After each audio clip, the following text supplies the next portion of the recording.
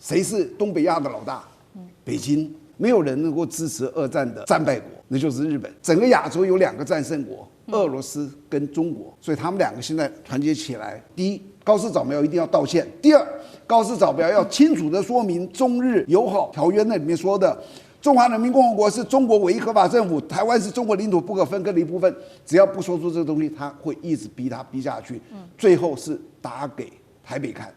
将来美国跟国际盟友绝不会帮台湾的机会就是现在。好，观众朋友，今天在中日之间的这场争议已经持续延烧到这个整个第一岛链。今天就军事上，我们会特别的来做关注。我们先来看到今天会请来宾帮我们特别解读的3个火线话题。首先，第一个我们会来看到的是中俄现在一起合作在空海的部分同步压境给日本施压。首先，我们看到的是中国大陆它出动它的辽宁号在日本的周边之外，还包括了来自于俄罗斯跟中国大陆的轰炸机，包括了来自于俄罗斯的图95跟大陆的轰6，组成了一个编队跨越在对马海峡跟宫古海峡。等一下会有比较清晰的地图带观众朋友来看。日本的安保线被迫全面亮起红灯吗？这是第一个问题。第二个问题我们会来解读的是，除了对于日本施压之外，是不是也对韩国来施压呢？包括了7架俄罗斯的军机跟2架来自于大陆的军机都闯入了韩国识别区，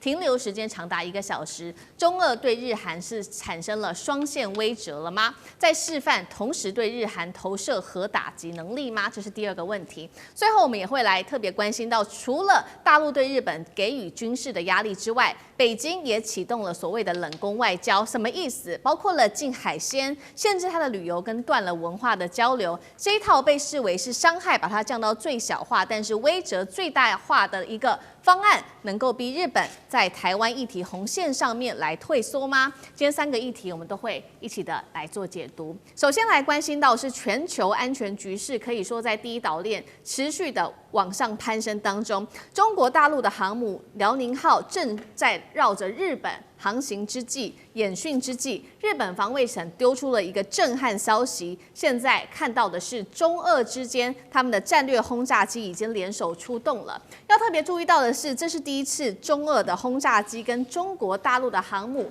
同时一起行动。空中压境的画面，我们先来看到，包括了2架俄罗斯的图95轰炸机从日本海进入到东海之后，在上空和2架来自于大陆的轰6轰炸机一起做汇合。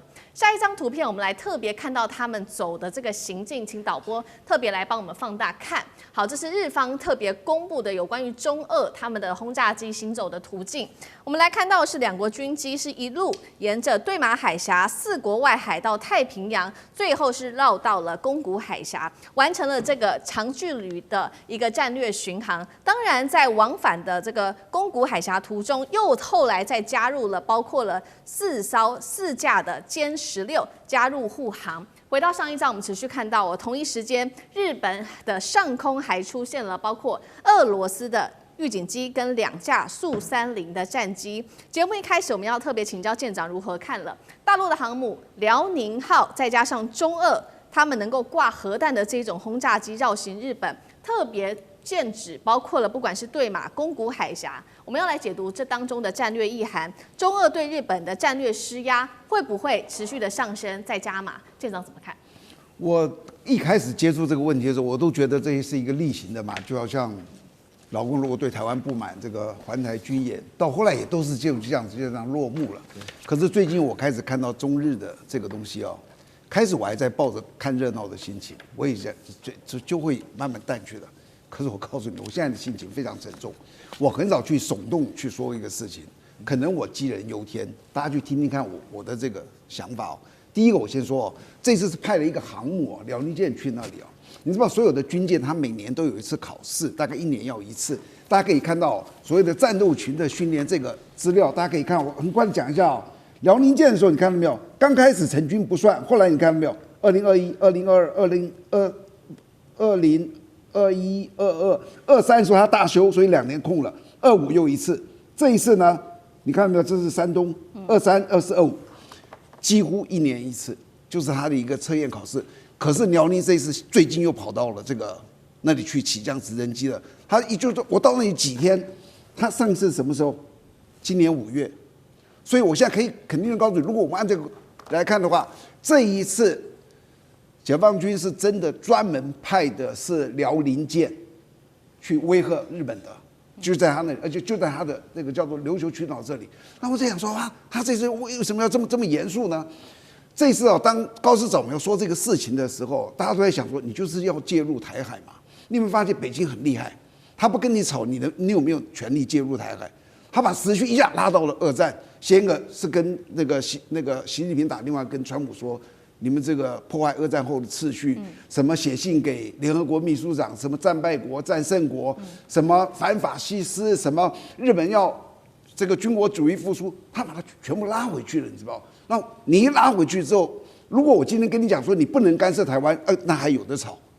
台湾地位啊，什么这个来讲呢？可是当他拉回二战的时候，我告诉你，没有人能够支持二战的战败国，那就是日本。你知道，在整个亚洲有2个战胜国，俄罗斯跟中国，所以他们2个现在团结起来，你会发现他在威胁的就是日本。为什么？因为我仔细想想，你以为只是日本吗？我不认为，我认为这最后牵扯到了台湾，因为北京现在最大一个问题，大家去想是什么？你知道，台湾的统一。你知道这是他的一个历史使命，他非要做。可是你可以看到，很多人都说你这样做起来会打得很大。那台湾很大一部分人知道说，其实我们打不过解放军，可是美国国际盟友会帮我们。你看，这次日本是不是就说就要帮我们了？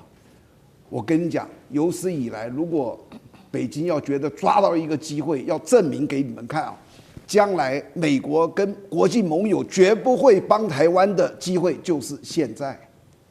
你有没有发现？因为你讲了嘛，然后我就做给你看，我一定逼到你，叫你退回去。完毕之后，整个东北亚的秩序，大家去想哦，整个重塑，谁是东北亚的老大？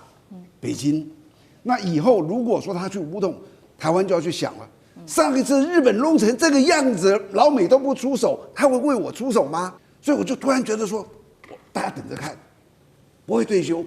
他到最后会逼到什么地步？我告诉你，第一，高市早苗一定要道歉；第二，高市早苗要清楚的说明中日友好条约那里面说的，中华人民共和国是中国唯一合法政府，台湾是中国领土不可分割的一部分。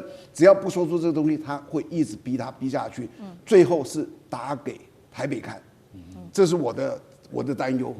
好，现在看起来整个中亚的战火可以说是一触即发哦。中国大陆这一回透过跟俄罗斯的这一场行动，等于是向这个日本施压之外，当然在背后也是警告台湾，当然在背后也有警告美国。那第一岛链当中另外一个国家有没有也要对南韩趁机施压呢？我们现在也持续来关心，因为我们看到中俄的空军刚刚讲了嘛，是对日本下手，在巡航的途中，现在呢也在警告南韩吗？7架的俄罗斯的军机跟2架中国军机先后闯入了南韩这个防空识别区，停留时间是长达了1个小时。于是呢，南韩它的战机就被迫紧急升空，来采取战术来特别做应对。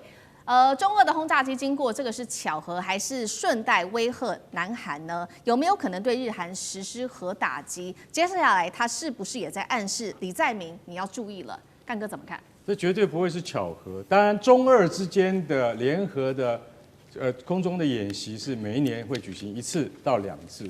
那我非常同意刚才舰长讲的，因为这是不太寻常。为什么？来，我们来仔细解析这张图哈。你现在看哈。Tu-95图波列夫95型轰炸机啊，它是什么？它是从哪里？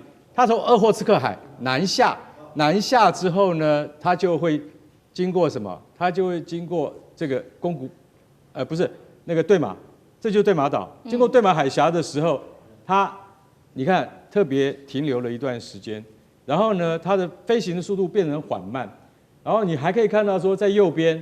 那这个是 A-50的空中预警机跟苏凯30战斗机，他们也在这边演训，但是唯独只有 Tu-95哦，它继续南下，通过了对马之后，南下到了东海，再跟粉红色的中国歼16战机，还有橘色的中国轰6轰炸机在东海汇合，所以大家就看到说。它有一个南下的箭头，一直到这边之后汇合之后，再继续南下。这里就是琉球，这里是奄美大岛，这是日本，这是4国啊，所以他们在这边汇合之后，这个是一个汇合点，再往上往这个太平洋东岸去进发，最后再折返。我们图就没有再示意给大家看了啊，大家就晓得说，这个好像不是他们以前联合训练应该走的路径吧？对，我可以告诉各位，就不是以前的路径。现在这样走的意思就是什么？就告诉你说，高式扫描，我们今天这样飞了，而且我们是跟中国联合飞行训练的时候，你就晓得说这个事情没那么简单，是不是应中国方面的需求？我们不知道，但是我敢讲，俄罗斯空军他今天愿意，为什么大家会发现说 TU-95在没有？因为你看苏凯30跟那个预警机，他们只在这边演训，没有跟着下去的原因是航程不够。唯一可以飞那么远而可以带核子弹的，就是 TU-95雄式轰炸机。它这一次的航行距离，我觉得已经到了它的极限了。为什么？这恐怕往返已经飞到了1000多公里。在这种情况之下，我认为一般就是俄罗斯国防部他不会这样子演训。他就是因为受到了某种请求或某种默契，所以说我们就这样飞一圈，飞给谁看？飞给高式扫描看。大家现在能够理解，而且就像舰长讲的，这个事情不解决，以后更多，继续像这样子的演练。所以他在通过宫古岛，不是，他在通过对马的时候，他遇上了韩国的 KDIAZ， 就是韩国的飞航情报区。他经过了这个地方的时候，韩国战斗机必须要起飞拦截。为什么？因为这个地方其实坦白讲一句，韩国的这个飞航情报区上面也跟俄罗斯有争议。那这个地方呢是跟中国有重叠的地方。其实坦白讲一句，大家多年以来都相安无事。可是这一次韩国竟然出动战斗机，就是因为你靠太近了。中国为什么会靠太近？为什么这一次连韩国都怕了？韩国起飞的是它最精锐的 F-15 那日本起飞的也是日本最精锐的 F-15J 那你说他们两国都出动最精锐的飞机，就是因为他们认为局势不太对，所以这是几乎是60年来韩国战斗机第一次起飞去，你不要说拦截，应该是警戒，怕苏凯30跟这个轰6还有 TU-95这些飞机太接近了我们韩国的防空识别区的时候，会不会擦枪走火？所以其实我觉得这次不仅仅是让日本会警醒，而且也让韩国的李在明会说，你要晓得我们中韩一向友好，但有一天要是局势变了，你脑袋要先想清楚，你到底要站哪一边，是最大的警示。好，这是解放军特别对日韩美台做出的一个警告，这个是在军事上面的施压。另外一方面，我们今天也会特别来解读的是这个大陆的动作，还有在其他的外交上面做更多的施压，包括了经济，这个被称为是冷宫外交。等一下请聂老师来帮我们特别做解读，包括了几个动作：禁止日本的海鲜旅游市井，取消文化交流。经济学人说，这样子的冷宫外交是把伤害降到最小，可是威慑可以最大化，其中就是要告诉日本说，台湾问题是一个红线，你不要碰，要让这个人民心存恐惧，那目标就达成了。这跟美国的经济制裁又有什么样的不一样？聂老师又怎么看 ？OK， 刚讲冷宫外交，其实大家了解一下冷宫，我们以前说打入冷宫，好 ，OK， 你打入冷宫，当然就会害怕，这处罚的一种方式啊。这里面呢有一个很重要的关系叫主从关系，通常比较高位的人才会对低位人说：“我要把你打入冷宫，对不对？”美国一向如此啊！我用301方案，我用紧急这个条款，我就觉得你谁不听我话，我就把你打入冷宫，就让你这个各地方都受不了。现在有底气的国家就2个嘛，美国现在还是有，中国我们的对岸真的已经强到非常有底气，尤其这一次啊，中日事件，我觉得就很多场电影都出现，你看J-15、F-15这种，马上锁定这个火控雷达，lock up 你。马上告诉你，你再出问题，马上就毁了。所以他回去，还有第2辆英勇的战士还回来，又待了30几分钟。我一讲，这个都是电影情节，这很有趣。不过真的表面有趣，暗底下真的不有趣。也就是这个国际间的问题啊，这地缘政治，只要弄到了一定高点，那有一些国家是没有办法接受。尤其我们讲对岸对日本，我们讲台湾真的有事，好像也不太会有事，因为对岸不太会打台湾。日本真的有事，我告诉你，真的就会有事。敲桌子，因为激动了。我再跟你讲一件很重要的事情啊，为什么这次我们的对岸已经强调很多，说我们剑已经上弦了，枪已经上膛了，随时你只要再忍我就打，但是要师出有名，所以很难师出有名。他先做一些冷攻制裁，当然这个美国也做很多嘛，当然这一套蛮像的，就中国也惯用啊，只要底气到了就可以用，就是主人可以对你不听话的小弟讲这种话。当然，不管怎么说，就是他第一个，首先这个你的海鲜进口，他也帮你守住了，发布了旅游警讯，而且那个艺人呐、到中国也被有没有像这个工部这些也被中国呢所有很多的限制。当然，他所做的很多事情也会被人家讲话啊，也就是他会自伤嘛，你打人家也会伤。尤其你现在做很多动作，不管这次公说公有理，婆说婆有理，你说中国有没有先预警日本，或者说预警之后呢，即便预警，你还是有点想故意过红线，因为从我的角度来看，现在中国是很敢这样做。我故意靠近，但也没有完全靠近，日本就会怕，他就一定要有飞机上来。当然，他也不叫侦察机，他是 F 就准备战斗的 F-15就上来了，不是侦察机先说叫你走哦，就马上上来。那J-15还好，一样嘛，是军力，但人家的科技已经到达一定的，马上用火控雷达帮你锁住。这个雷达定位太厉害了，所以日本就会出问题。那我现在一个重点就是，现在这个问题等等一直发生，现在又跟俄国这样子来嘛哈，我觉得这个恶霸之名一定会被，尤其西方的主导的美国世界去讲民主联盟，一定说中国现在在惹事。好，那他我觉得不怕，因为这种已经被讲很多，像他们在定什么世界的轴心4国有没有？不就已经在讲这个从伊朗也在里面，俄国、中国这几个国家，北非就是 CRINC 轴心4国，这种恶名他也不怕了。我觉得他们现在在讲说，他们一定要达他最大的目的，也就是当然一定会伤，就是让伤害最小化。你刚刚讲的这个威慑最大化。对。不过现在还讲说，这次因为我讲对岸的底气到了一定水准之后，他现在在做的就是施压还有示威的动作。而且他不但是他收回这个话，这还不够哦。你让我捡到一把枪了，我枪又上膛了，你还要做到刚刚你最后讲的很重要，你一定要承认台湾是 PROC 不可分割的领土的一部分。他甚至要他最后到承认，搞不好你光收的还不够，所以我觉得中国现在可能要的更多，甚至领土上，琉球之前的钓鱼岛，我觉得中国现在要随时动，大概不难了。他现在这一次在琉球附近，琉球他也不一定多么重视，因为他重视台湾，重中之重。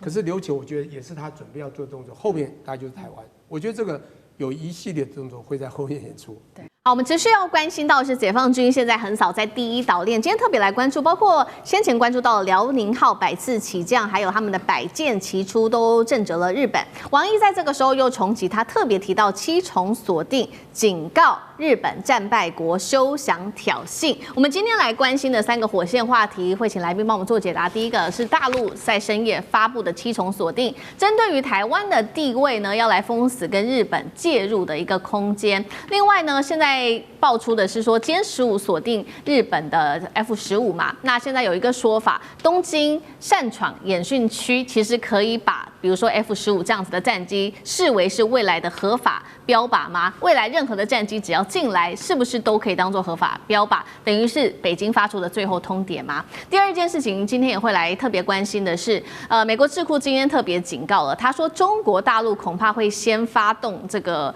核打击，但是现在也有一个说法，他有必要发动核打击吗？针对第一岛链，因为呢，大陆现在早就已经有3航母了，还有055舰队啊，有需要动用到核武吗？最后来关心在南海的情势，美国的伯克级已经闯入到了黄岩岛，大陆方面也做了一个反制，出动的是他的052D 跟054A 做夹击，中方封死，包括了在西湖入口这边实建立了它的控制区，南海局势是否会翻篇？今天就这些议题，我们都一起的来做关注。好，这个是中国大陆的外交部在半夜丢出的震撼弹，来看到王毅怎么驳斥高市的台湾有事就是日本有事论，他直接就是明确点出有关于台湾的地位是用7重锁定，用的是哪一些的合约条款呢？包括他引用的是这个开罗宣言啊、波茨坦宣言，还有呢2758号决议等等，特别去强调锁定了台湾的地位。那么我们来看到的是另外一方面呢，他也说日本你身为是2战的这个战败国，你必须要深刻的反省谨慎的做出你的抉择。高市想要借由台湾声势来发出对大陆的武力威胁，他说是可忍，孰不可忍。更惊悚的事情是，海上的行动也持续的在升级。除了我们带您看到辽宁舰啊、歼15等等之外，中国的军事专家，这个是张军社就直接警告了，未来干脆共军训练海空域可以被视为是训练的标靶，战机闯进来就可以把它打下来。大使怎么看？有关于第一个是台湾的地位用7重封死，第二件事情是日本的 F-15擅闯演训区，真的可以被视为是合法的标靶吗？国际规则会容许吗？谢大使怎么看？这样哈，这个王毅外长讲的这个7重封锁哈，事实上它都是有根据的啦。那不过就是说，台湾的地位事实上绝对是归还了中国的政府。在这个1945年是归还于中华民国的政府。那中华人民共和国1949年建立以后它所建立的所有邦交国，那它都有一个台湾条款。都要别人承认任何国家跟他建交，你一定要承认台湾是中国的不可分割领土一部分。有些就是直接讲中华人民共和国不可分割领土一部分。那1979年，中国大陆跟美国建交也是讲这一点，它中文解的就是承认。日本的话也是在它的建交这个共同声明日本尊重并了解并尊重。所以就变成就是说。事实上，这个台湾属于中国的这部分是毫不动摇的。而今天台湾还实际控制在两岸共属一中的一个中国政府里面，就是中华民国政府。为什么呢？因为中华民国它事实上跟大陆的法律关系来讲我们是虽然现在政府提出一个什么互不隶属可你要就从内容来看，两岸的。中华民国是高度重叠，尤其在领土部分。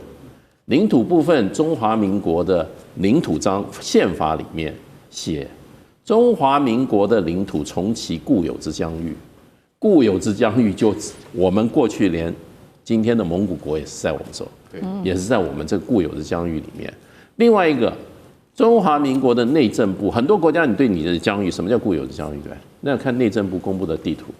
历来中华民国政府内政部公布的中华民国地图，都是把台湾放在中华民国里面的，而我们还有大陆的所有的领土，我们也没有放弃对，所以就法律，我们今天王毅讲的是纯就是法律，我也就讲纯粹法律。所以呢，其实两岸政府是在这个主权，在这个是中华民国高度重叠的。两部宪法，所以就过去很多学者就说两岸同属一个中国嘛，对不对？9·2共识就一中原则，就是因为有这个宪法。那这个宪法，大陆的宪法都有效，中华民国宪法在台湾也继续生效对，那我们在所有的这个跟我们有邦交的国家里面，我们也从来中华民国有说要放弃台湾吗？中华民国。有被另外一个国家给取代吗？也没有所以呢，这个台湾是属于中国的政府，这一点是法律上是不可置疑的。是不可置疑的。那当然，大陆讲了七个，那因为日本事实上它是无视中华民国的存在它是在1972年，它告诉中华大陆说，台湾是属于大陆的。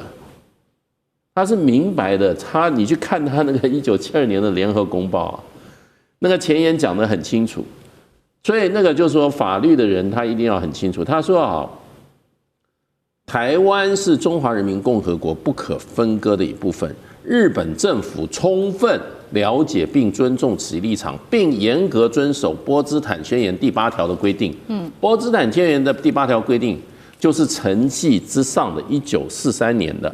1942年的开罗宣言，开罗宣言里面讲得非常清楚，日本侵占中国的领土，满洲、台湾、澎湖要无条件归还给中国。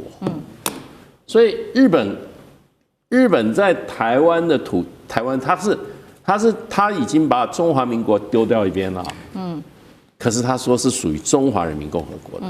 可是我们不管今天这个两岸是一个国共内战的一个延续。可是我们纯就法律来讲的话，我们必须说中华民国的宪法依然在中国的一块土地上生效，这块土地叫台湾。然后呢，这个里面的有关的这个台湾的地位更清。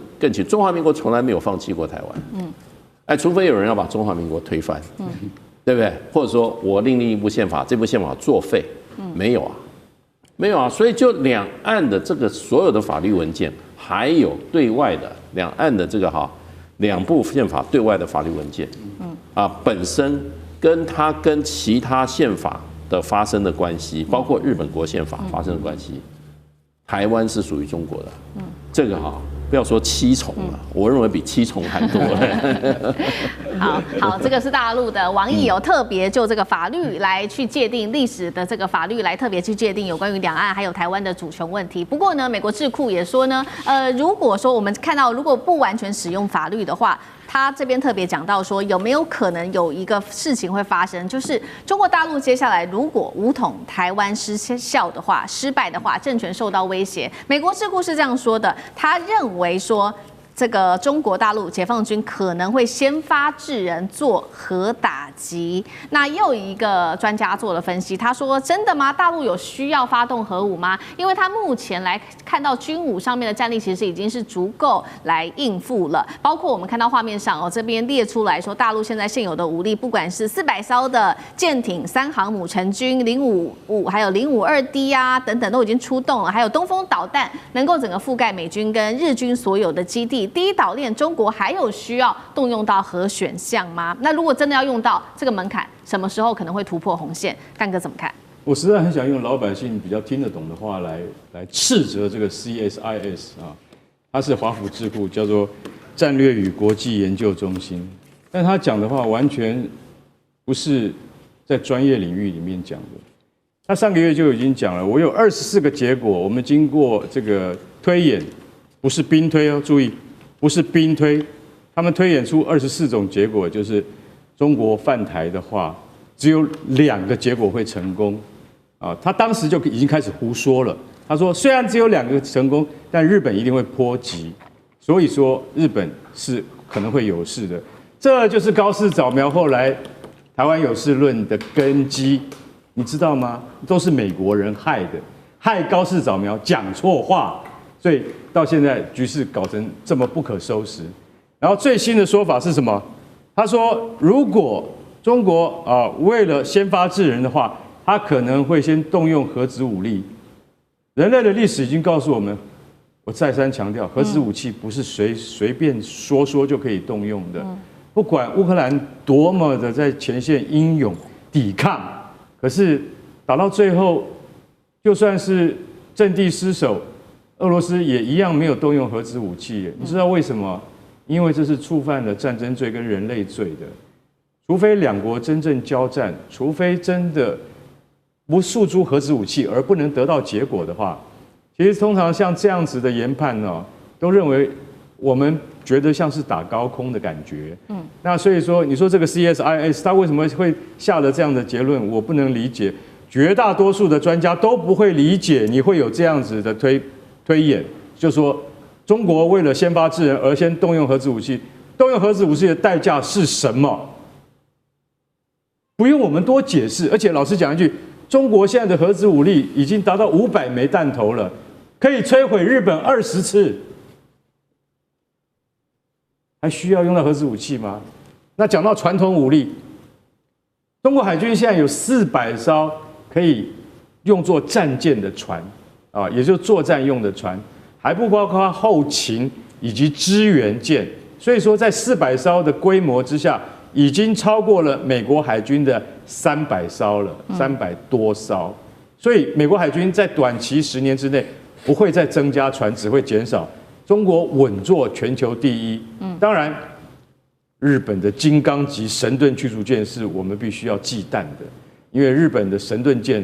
说句实在话，它的水准是世界一流的，它可以跟我们055大驱相比，但是在质跟量的日益悬殊之上，日本是没有办法遂行一场传统战争的，它没有这个能力他也付不起这个代价，所以根本就不必谈到说中国需要使用核子武力，因为中国除了核子武力以外，还有刚刚说到的高超音速武器，光是东风17跟东风26这种高超音速武器就够日本有苦头吃了。所以我完全推翻 CSIS 这样子的国际战略中心研究中心，他们这简直是痴人说梦的这个结论。我觉得那完全是不可采信的。中国的优势已经越来越大，只是你要不要承认而已。好，这是来自于 CSIS 美国智库的最新的说法。那有关于第一岛链的紧张，除了说美国所支持的日本之外，我们一路的往南走到了南海这边，美国所支持的菲律宾最近也是很多的事情哦。中菲关系还是持续的紧张的时候，中国大陆在这个时候派出的是他们的驻菲律宾一个新的大使，这位大使叫做景泉，他刚抵达马尼拉就已经开始动起来了。他喊说任务是非常的重的，因为这时候可以看到各种的这个军事武器。海上军事武器集结，不管是美国的或者是中国大陆的，美国派出的是它的伯克级的这个斐拉塔号闯入了黄岩岛，那中方则是派出它的052D 跟054A 直接压境。菲律宾海巡更是指出呢，中方的舰艇已经封住了整个黄岩岛的西湖入口。那黄岩岛海面其实已经被中方给实控，做成了一个封锁圈。这是来自于菲律宾的说法。到底这个美国跟中国大陆在这边谁比较占上风？这一次等于北京在对美菲做一些警告吗？美国这次这个伯克级战舰的这个培拉塔号，它都是经常往返在菲律宾跟日本的这军事基地当中来来回回哈，所以它有时候自己一艘，有时候联合其他的这个军舰在走，所以呢这次可以看得出来，这次在黄岩岛的部分不算是一个冲突啦，但他们就是在那损残坠，我们要这样讲。那中国大陆当然立刻派出2个052D 跟054A， 也都是大阵仗的规模。那坦白讲，培拉塔号是没有。如果真的要动手起来，中国大陆也不会输。而且大家不要忘了哦，现在其实中国大陆比较少。对于在南海地区来讲，他们应该都常驻了一个815的这个电子侦察舰。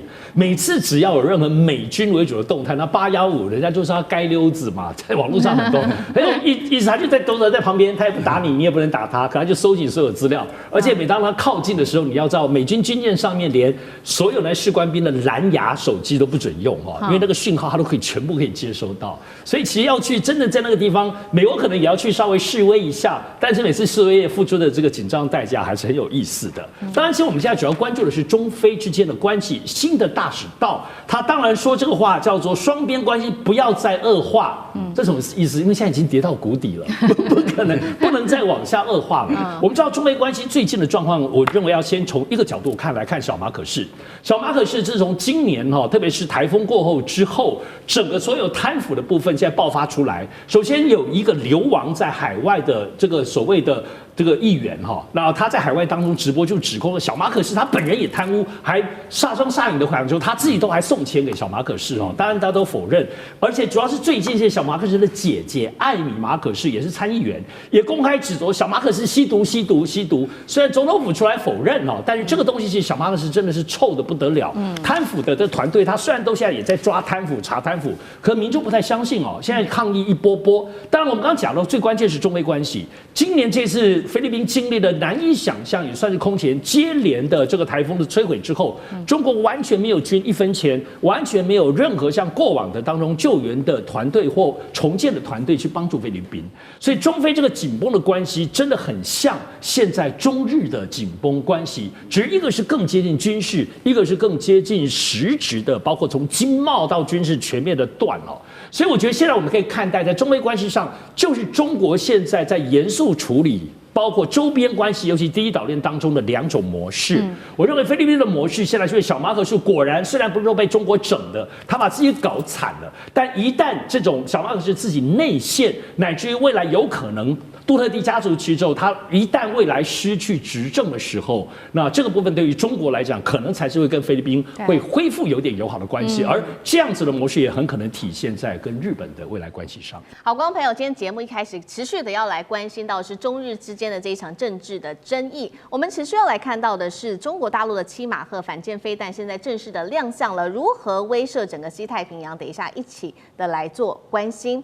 好，今天的3个火线话题，等一下要请来宾来帮我们做做解答。先来看到是中国大陆这一家民企，它要量产的是7马赫的反舰飞弹。根据了解，反舰飞弹一旦成型的话，西太平洋的飞弹就会进入到了淡海的时代，包括了整个冲绳、西日本跟台海会全面的掉入火圈当中吗？这是第一个。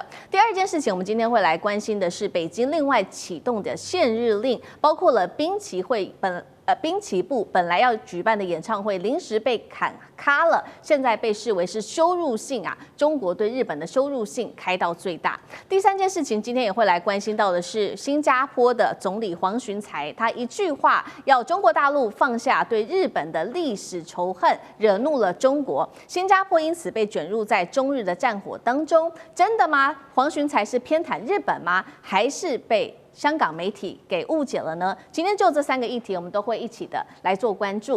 中日之间的这一场政治间的战火，一路现在延烧，不断的狂烧到了军事，甚至到了国际舆论战了。先来看到刚刚特别提到的这一间公司是来自于中国大陆的民企凌空天行，正是在军事领域，他们推出了超音速的反舰飞弹。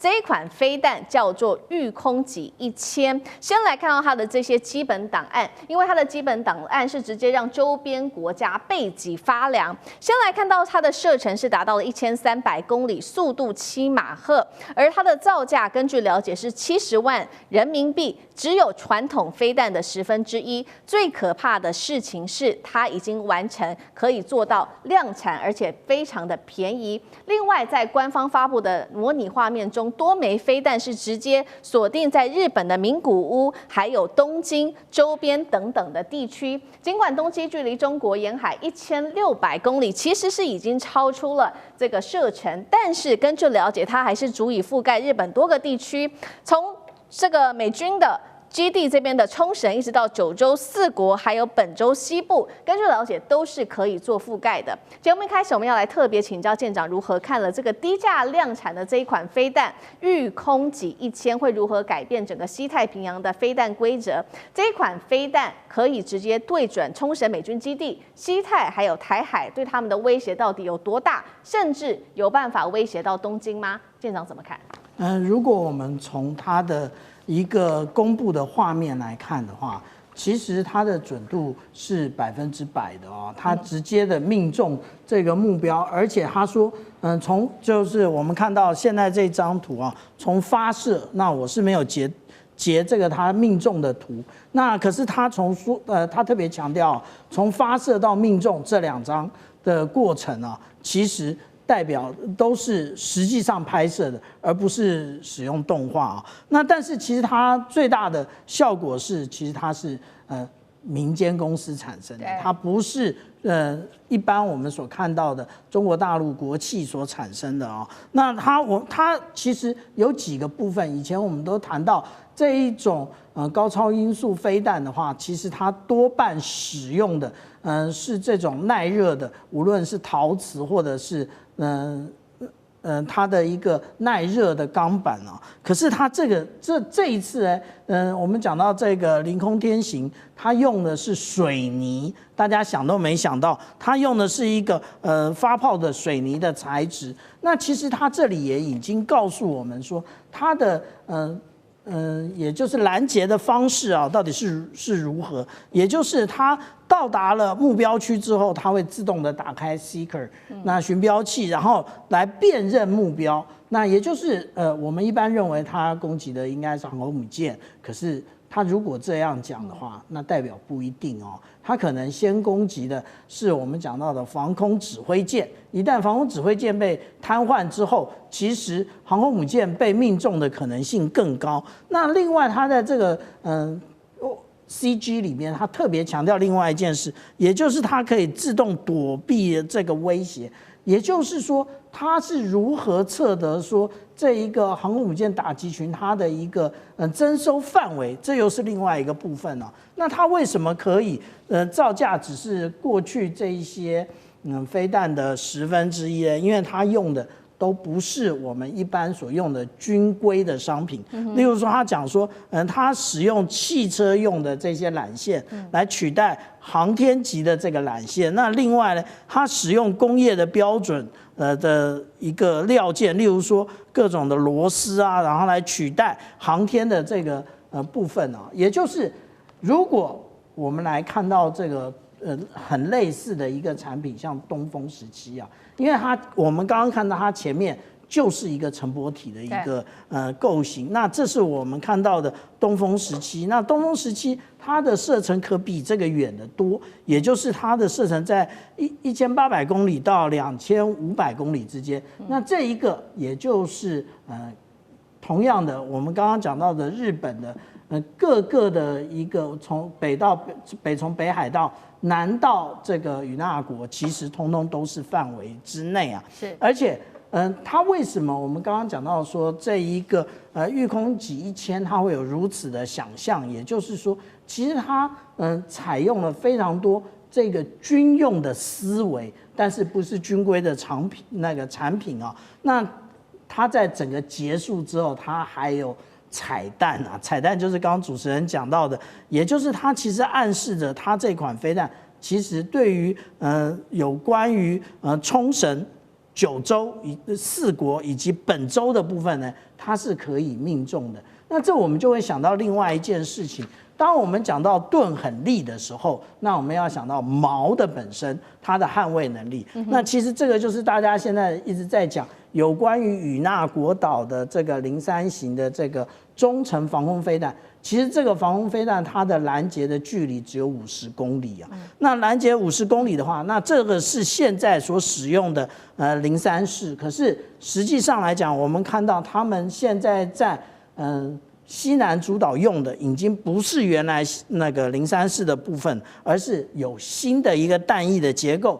那这种弹翼的改变之后，可以使它的那个转向的半径更小，速度更快。这个也就是我们看到说日本要不断的在改进这些装备。那其实高市早苗就从这些装备里面，他觉得很有底气啊。但是我们讲到说这一种飞弹，其实根本就没有办法拦截，无论是这个御空级1000，或者是东风17，或者是东风16，其实它都完全没有办法拦截。也就代表说，其实很多的政治人物他们都用断简残篇来进行判断，然后做政治的决策，反而将国家带到了一个万劫不复的地步。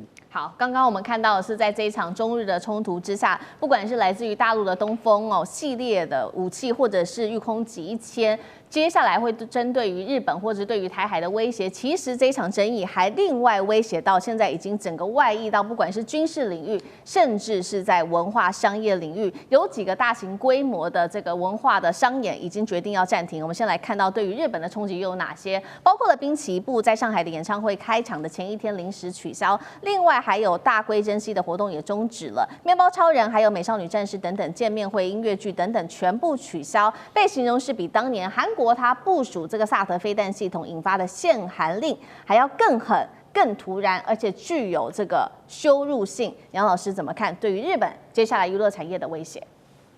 我倒不会说是羞辱性，我觉得比较正确的形容应该是针对性啊。那它当然，如果日方感觉到羞辱性，这也是可能附带的效果。可是它主要是针对，也就是高市早苗的发言。那中国大陆这边要采取一些抵制、反制，啊，甚至接下来会不会有更进一步的外交跟经济上的制裁，我们不知道。目前你看到他的民调，最新的民调啊，其实这就是在我们台湾经历过嘛。你搞那个抗中保台，你民调就会高，因为都是民粹化了，那你尤其你在日本现在搞抗中保日，那就是这个概念。抗中保日里面呢，其实已经没有台湾有事的这个概念。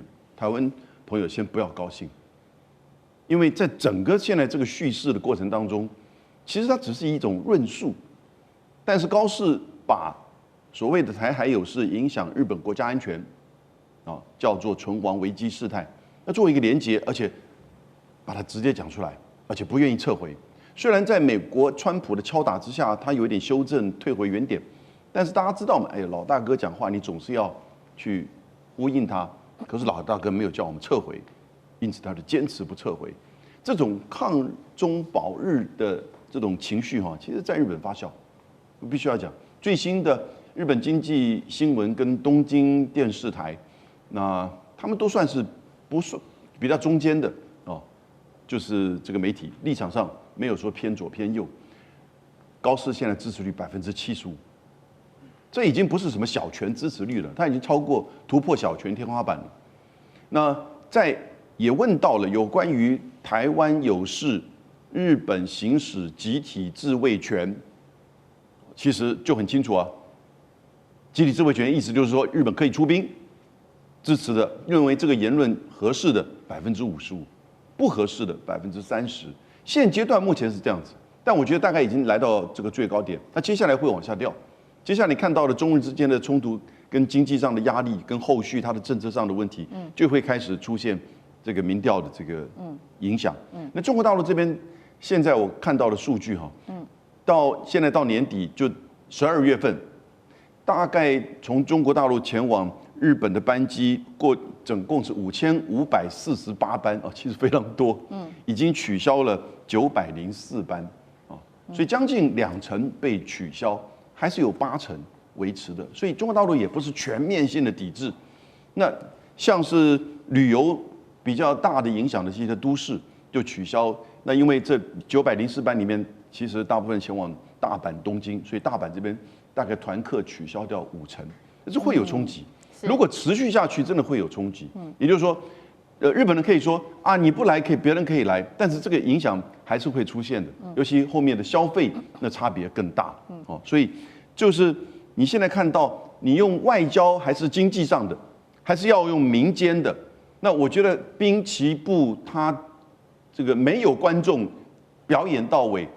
这个其实大陆，不管是我觉得北京方面跟大陆各方面都看到了，也就会尊敬说有一些日本艺人的这个敬业度，以及很多的日本人像石破茂，从头到尾每天都在批高市，所以还是有相当多日本人是看得懂，哦，看得清，那也不希望说中日之间走向一直的这种冲突，所以最后就回到高市了。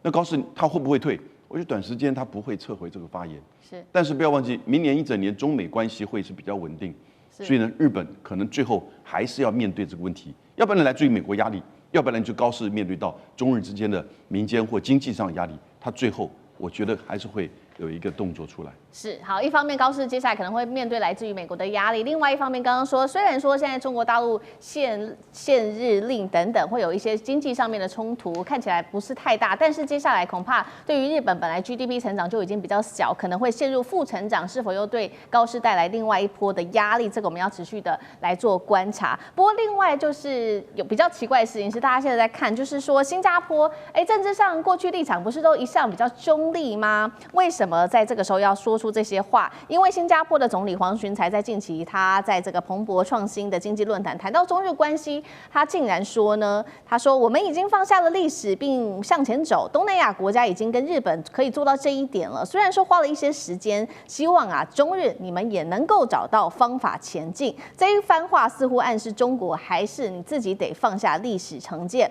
话一出引发了大陆网友非常的不满，有人形容他好像是吃了苍蝇一样恶心的强烈反感的感受，批评黄循财根本偏袒日方。另外有一篇文章，这个叫做《新加坡为何敢干涉中日的争端》，直接就登上了中国大陆的网站的热搜。那当然了，新加坡的这个《海峡时报》就帮黄循财做澄清，他说是部分香港媒体故意的曲解，刻意操弄情绪。真的是这样吗？黄循财是否真的偏袒日本，还是被香港媒体给误解了呢？委员怎么解读？我觉得是大陆的媒体偏袒黄循财。到现在为止，大陆的媒体、大陆的官方没有一句话说黄循财，提都不提，反而是大陆的民间跟网民对于黄循财大加痛批。其实这新闻第一个时间出来的话，我就在媒体上大力批判他。为什么？就是不长眼睛，叫做白目，叫脑筋短路。这个话当然很难听啊。哦，一国总理被我说成这样子。我来跟大家解释一下为什么这样批判他哈。你说忘记2次大战的历史，然后这个要新加坡跟日本往前走，那好啊，新加坡14岁孩子念的中学教科书、历史教科书里面写得清清楚楚，2次大战1942年，日本占领新加坡，占领到1945年，短短的3年内干了什么事儿，教科书写得一清二楚。那你黄循财把这个教科取消啊？那个教科书不像台湾教科书哦，提都不提啊，写得很详细。循财兄，我念给你听。第一个叫肃清大屠杀，他把所有的当时新加坡人口只有50万人，注意到不是现在的人口，当时只有50万人，把所有的男人集中，他们叫检疫，一个一个检查，来判断你是不是抗日分子。只要是抗日分子，就送去海边马上枪杀。总共杀了多少人？有人估计4万人，有人估计5万人。换句话说，我们抓个平均数4.5万人，好不好？就等于杀到新加坡1/10的人口，而且全部是男人，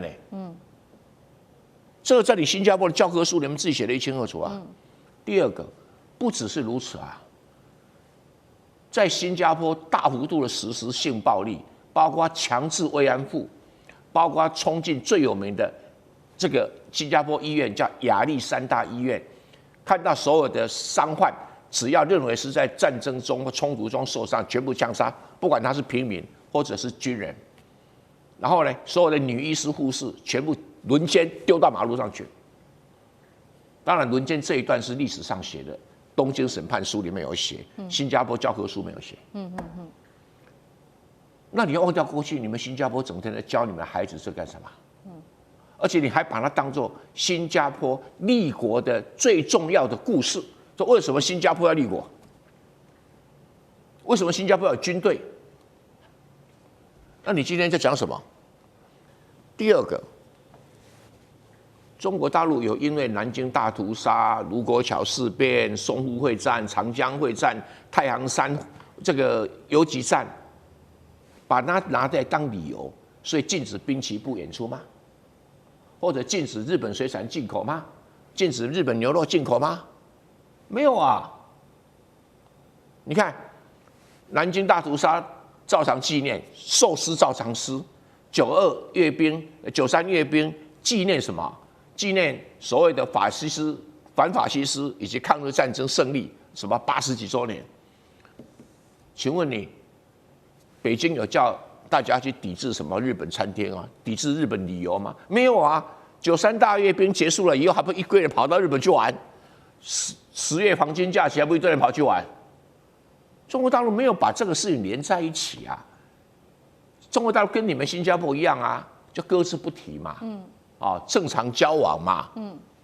可是现在中国大陆对于日本愤怒在哪里？你黄循财根本没有搞清楚，这跟过去的历史是毫无关系的。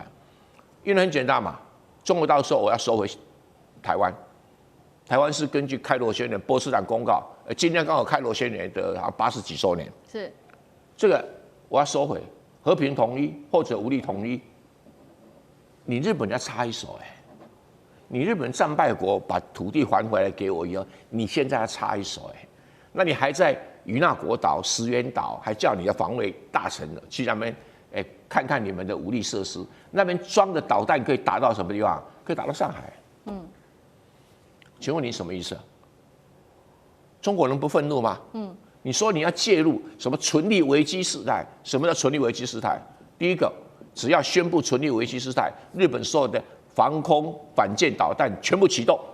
第二个，它的神盾舰在横须贺、在佐世保的神盾舰跟驱逐舰全部出海，进入战斗状态。它的反潜机立刻在台湾海峡、在巴士海峡、在宫古海峡、在西太平洋布下反潜线。最后一个封锁宫古海峡跟巴士海峡。请问你，这是你们自己写的啊？我没有冤枉你哦。存立危机事态，日本自卫队要干这个事情啊。那中国会怎么想？你该还我的东西，现在不还我还要插手啊？那是准备2次大战还没结束的样子嘛？是啊，所以敌国条款就出来了。联合国敌国条款就写这些事情啊。你战败国该履行的东西你不履行，我就有权利打你啊。那更扯的，其实我觉得中国反应还蛮温和的。你看这2天中国已经没有什么太大，高市长嘛只稍微退了一点点，中国那个反日气氛就开始下降了。我一点都不冤枉中国大陆啊！你们日本把中国大陆逼到墙角，什么逼到墙角？你不是还在韩国啊？高市长们还跟习近平讲，我们要战略互惠。你用这种方式战略互惠啊？那你不是整整打习近平跟中国一个大耳光吗？都还要解释吗？那你黄继展在讲什么？你根本搞不清楚状况，你搞不清楚状况。堂堂一个新加坡总理，新加坡总理给人家的印象中非常精明，处理问题啊，像这个快刀斩乱麻，都很精准。你完全搞错了问题啊！那你新加坡海峡时报，那当然是新加坡政府控制的报纸嘛。你说批评香港，港媒批评你啊，或者台湾我们这几个人批评你啊，也不会伤到1毛。你现在还不承认错误，还叫海峡时报出来洗地，那当然香港的媒体更愤怒。可大陆的媒体静悄悄的，静悄悄的。哎，大陆你好人不要做到那样地步好不好？